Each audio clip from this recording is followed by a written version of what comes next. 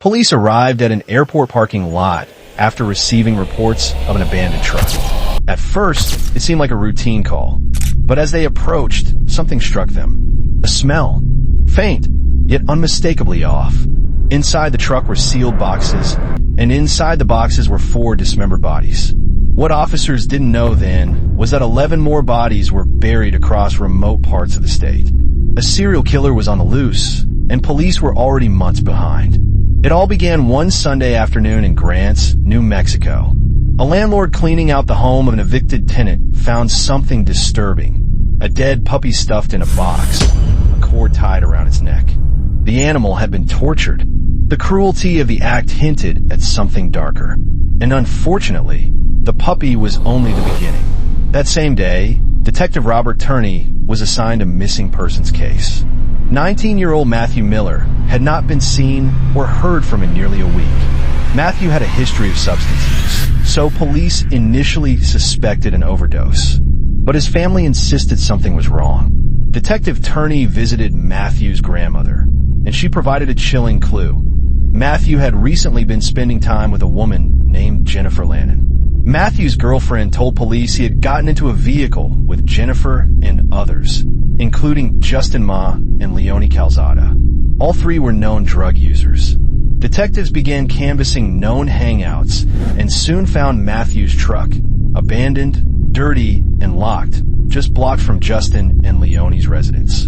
Inside were personal belongings, damaged cell phones, rubber gloves, and a shovel. Nearby surveillance cameras showed Matthew arriving at the residence on January 26th. He never left. Police visited Justin and Leonie's home. Leonie claimed she hadn't seen Matthew in a year, but surveillance showed otherwise. Her story didn't add up. She also revealed that Justin had left with Jennifer and hadn't been seen since January 17th. Now, there are 3 people missing. Jennifer had recently been reported missing by her ex-husband, Sean Lannon. That name rang a bell. Sean and Jennifer were the tenants evicted from the house where the tortured puppy had been found. Detectives canvassed the neighborhood and found a security camera pointed directly at the house. It showed Matthew entering the home. Hours later, Sean was seen leaving in Matthew's truck alone. A red Dodge Dakota was also captured on video being loaded with items and driven away. It was time to speak with Sean. In his interview, Sean remained oddly calm. He denied involvement, offered vague timelines, and gave inconsistent details. Then came a breakthrough. A man named Josh Hall came forward with disturbing claims.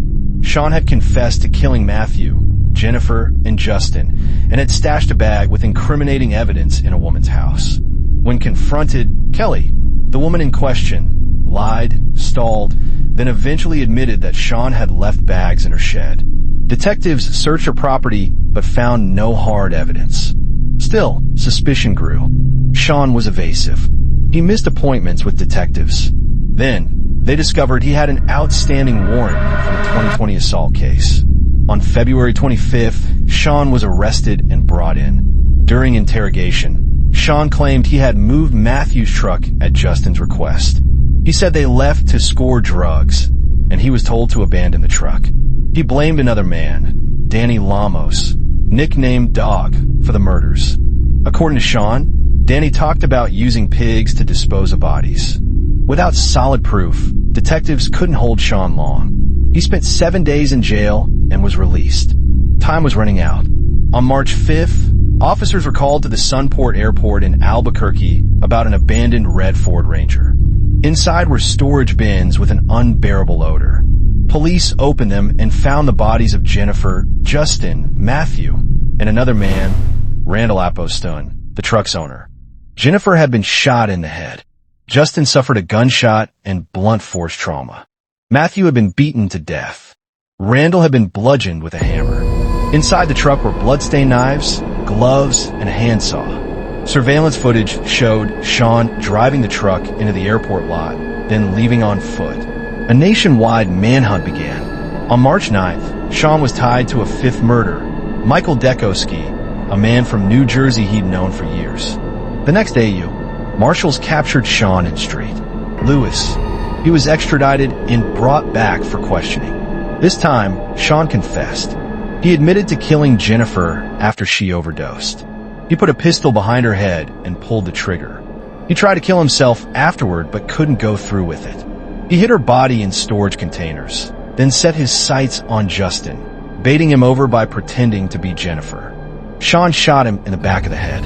Then came Matthew, lured with the promise of food and help. Sean killed him too.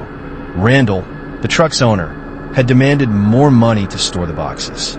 Sean killed him in the front seat of the truck during a fight. He admitted to dismembering bodies and trying to clean up evidence.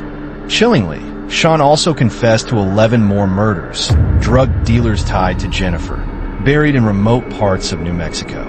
Police searched but never found those bodies. Sean implicated Danny Lamos in the gun cover-up, but Danny denied involvement. After investigation, Danny was cleared. In October 2022, Sean pleaded guilty to the murder of Michael Dekoski and received 35 years. In May 2024, he pleaded guilty to killing Jennifer, Justin, Matthew, and Randall, receiving 4 consecutive 15-year sentences. He'll serve his time in New Jersey first, then return to New Mexico to serve another 60 years. Sean Lannon is now behind bars.